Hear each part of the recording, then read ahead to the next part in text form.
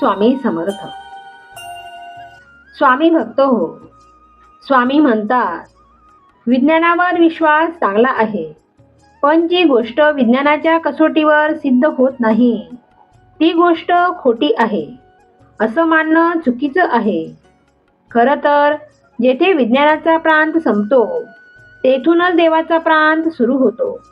तुझे विज्ञान सुद्धा ईश्वरानेच बनवले आहे. जसे तुमच्यासारख्या सुशिक्षित लोकांना अशिक्षित लोकांची कीव येते, तसेच आध्यात्मिक उंची गाठून ईश्वरी साक्षात्कार झालेल्या लोकांना तुमच्यासारख्या ईश्वराला न मानणाऱ्या मूर्खांची कीव येते. अशा शाश्वतावर अवलंबून राहू नका. शाश्वत केवळ एक हरिनाम आहे, दत्तनाम आहे. आपला भार ईश्वरावर सोडून मोकळे व्हा. ईश्वर काळजी घेईल. आपल्या कर्तव्याकडे मात्र दुर्लक्ष करू नका. स्वामी भक्त हो. श्री स्वामी समर्थ मंगळ वेळ्यातून निघाले.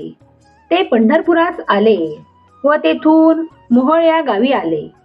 मोहोळला श्री स्वामी समर्थ आले असताना एक कोष्टी जातीचा गृहस्थ स्वामी समर्थास आपणास ब्रह्म दाखवा, ब्रह्म दाखवा असे म्हणून श्री स्वामी समर्थांच्या पाठीस लागला.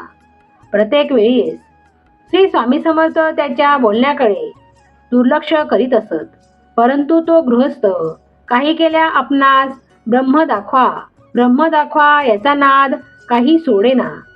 एके दिवशी महाराज त्यास म्हणाले, चल तुला ब्रह्म दाखवतो.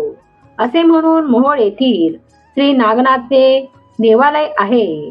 तेथे श्री स्वामी समर्थ त्या कोष्टी गृहस्थाकडे पाहत म्हणाले, हे बघ ब्रह्म. असे महाराज म्हणतात. त्या गृहस्थाच्या चोहो बाजूस सरपत सर्प दिसू लागले. कोष्टी घाबरून गेला व भीतीने तो वेडा झाला. तेव्हापासून बरेच दिवस तो गावात वेड्यासारखा फिरत असे. नंतर गावकऱ्यांनी श्री स्वामी समर्थांची प्रार्थना करून कोष्ट्यास पूर्वस्थितीवर आणले. नंतर तो कोष्टी शांतपणे गावात बसून राहिला. श्री स्वामी समर्थांनी अक्कलकोट गावी आल्यावर जर प्रथम सेवा कोणाकडून घेतली असेल तर ती चोळप्पा यांच्याकडूनच. 3 दिवसाच्या निरशनानंतर प्रथम अन्न भक्षण केले असेल तर ते चोळप्पा यांच्याकडे. एवढी मोठी गुरुकृपा महाराजांची चोळप्पावर होती. एकदा चोळप्पाच्या घरी हरभरे भरडून त्याची डाळ करून रांजणात भरून ठेवली होती. लवकरच येणाऱ्या सणासाठी पुरणपोळी करायची होती. जे रांजण स्वयंपाक खोलीत ठेवले होते. घरामध्ये कोणी नसताना स्वयंपाकघरातील डाळ सुपामध्ये काढून चोळप्पाच्या गाईच्या गोठ्यात जाऊन महाराजांनी त्या गाईला ती डाळ खाऊ घालण्यास सुरुवात केली. त्यामुळे रांजणातील सर्व डाळ संपली. पण शेवटी डाळ घेऊन जात असताना चोळप्पाच्या पत्नीने महाराजांच्या हातातून सूप हिसकावून घेतले व महाराजांकडे पाहत म्हणाली, हे काय करता महाराज? महाराज म्हणाले, माझी कपिला गाय उपाशी आहे म्हणून खाऊ घालत आहे. नंतर चोळप्पाच्या पत्नीने महाराजांना जेवणासाठी ताट भरून दिले. ते भरलेले ताटही महाराजांनी त्या गायीस खाऊ घातले आणि म्हणाले की आता माझे पोट भरले आहे. चोळप्पा फारच दरिद्री व कर्जबाजारी होता. एके दिवशी चोळप्पाच्या पत्नीने पैशाची व्यवस्था करा असे म्हणू लागली व ती स्वयंपाकाची व्यवस्था करण्यासाठी अंगणातील तोडलेली लाकडे घेण्यासाठी गेली. लाकडे गोळा करीत असताना त्याखाली असलेल्या मोठ्या विंचूने तिच्या उजव्या हाताला डंक मारला. त्यामुळे चोळप्पाच्या पत्नीला वेदना होऊ लागल्या. ती सारखी हात झटकत होती व रडत होती. तिचे रडणे ऐकून चोळप्पा तिच्या जवळ आला. चौकशी करताच त्याच्या पत्नीस विंचू चावल्याचे कळाले. सारखा महाराजांचा ती धावा करू लागली. महाराज मला वाचवा, मला वाचवा असे म्हणू लागली. त्यावेळी महाराज तेथे पलंगावर निजले होते. त्यांनी ताबडतोब चोळप्पाच्या हातात आपल्या वाहना काढून दिल्या व वाहनांमध्ये विंचू चावलेला हात घालावयास सांगितले. तिने तसे केल्याबरोबर हाताचा ठणका ताबडतोब निघून गेला. तेव्हा तिला बरे वाटू लागले. त्यामुळे चोळप्पाच्या पत्नीस महाराज खरं दिव्य पुरुष आहेत असे वाटू लागले. त्यांनी त्यांना शरण जाऊन त्यांची सेवा सुरू केली. चोळप्पा श्रींचा भक्त होता, पण महाराज त्यांच्या अधीन नव्हते. द्रव्य लोभामुळे चोळप्पास श्रीच्या सेवेचा कधी कधी विसर पडे व द्रव्य लोभामुळे श्रींची गैरसोय होत असे. त्यावेळीस महाराज चोळप्पास माझे खाऊन माझ्यावर फिरला असे म्हणत. चोळप्पांनी महाराजांची खूप सेवा केली. स्वामींनी त्यांची गरिबी दूर करून त्यांना श्रीमंत केले. परंतु चोळप्पा लोभी होता. त्याला जसजसा पैसा मिळत गेला तसतशी त्याची भक्ती कमी होत गेली. शेवटी स्वामींनी त्याला दूर केले. इतकी सेवा करूनही धन लोभामुळे मरतानाही त्याला स्वामींचे दर्शन झाले नाही. चोळप्पाने कधीही आपल्या आर्थिक परिस्थितीच्या कारणावरून महाराजांच्या सेवेत कधीही कसूर केली नाही. त्याचे फळ त्याला मिळाले. ते महाराजांच्या कसोटीला पूर्णपणे उतरलेले एक सच्चे शिष्य होते. तर इतर सेवेकऱ्यांना भक्तांना चोळप्पाचा द्वेष वाटे. चोळप्पावर महाराजांची विशेष कृपेमुळे त्यांचा द्वेष करण्याचीच वृत्ती बळावत चालली होती. अशा द्वेष करणाऱ्या भक्तांना महाराजांनी धडा शिकवला. एके दिवशी चोळप्पाच्या घरी भक्तांची गर्दी फार वाढली. त्यावेळी इतर सेवेदार होते. जो तो महाराजांचा खरा सेवक आहे असा भासवायचा. म्हणून महाराज एकदम उठले व बाहेर पडले. घराबाहेर पडताच झपाझप चालायला लागले. समर्थ पुढे, त्यामागे चोळप्पा व त्यांच्या मागे हा सारा भक्त परिवार. असा सर्व जथ्या दुपारच्या समयास बाहेर पडला. महाराजांना कोठे जायचे ते कुणालाही माहीत नाही. समर्थ आपले पुढे पुढे चालले होते. ऊन वाढतच होते. समर्थांसोबत चालणे म्हणजे भक्तांना पळावेच लागे. त्यामुळे त्यांच्याबरोबर चालणे फार मोठे मुश्किल होत होते. सारखा वाढणारा ऊन व उन्हाचे चटके, तसेच रस्त्यात मार्गात पाण्याचीही सोय नाही. रस्ता बरोबर नाही. चालताना पडणारे एकमेकातील अंतर यामुळे सेवेदारांची संख्या कमी कमी होत गेली व फक्त शेवटपर्यंत चोळप्पा समर्थांच्या मागे धावू लागला. असे काही काळ चालणे झाल्यावर समर्थांनी मागे वळून पाहिले. तो काय फक्त चोळप्पाच होता. समोरच निवडुंगाचे काटे असलेला रस्ता आला. निवडुंगाचे काटेकडे पाहत महाराज चोळप्पाला म्हणाले, तू आता माझ्याबरोबर येणार आहेस की थांबणार आहेस? ताबडतोब चोळप्पा म्हणाला, जशी तुमची आज्ञा महाराज. त्या निवडुंगाच्या काट्यावरून चालत होते तर मागोमाग चोळप्पाही त्या काट्यावरून चालू लागला. मात्र ते निवडुंगाचे काटे नसून फुलांवरून आपण चालत आहोत असा भास झाला व चोळप्पाला काहीही त्रास झाला नाही व चोळप्पा महाराजांनी पाहिलेल्या परीक्षेत उत्तीर्ण झाले. इतर सेवेकरांनी चोळप्पाला विचारले की महाराज कोठपर्यंत गेले व शेवटपर्यंत त्यांच्यासोबत कोण कोण होते. तेव्हा चोळप्पाने घडलेला प्रसंग नम्रपणे सांगितला.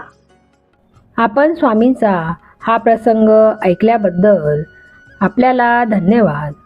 आता ऐकूया स्वामींचा चमत्कारिक मंत्र. तो मंत्र असा: ओम अनंत कोटी ब्रह्मांड नायकाय नमः. ओम अनंत कोटी ब्रह्मांड नायकाय नमः. ओम अनंत कोटी ब्रह्मांड नायकाय नमः. ओम अनंत कोटी ब्रह्मांड नायकाय नमः. ओम अनंत कोटी ब्रह्मांड नायकाय नमः. ओम अनंत कोटी ब्रह्मांड नायकाय नमः. ओम अनंत कोटी ब्रह्मांड नायकाय नमः. ओम अनंत कोटी ब्रह्मांड नायकाय नमः. ओम अनंत कोटी ब्रह्मांड नायकाय नमः.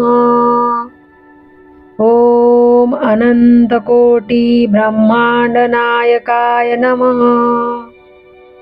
ओम अनंत कोटी ब्रह्मांड नायकाय नमः. ओम अनंत कोटी ब्रह्मांड नायकाय नमः.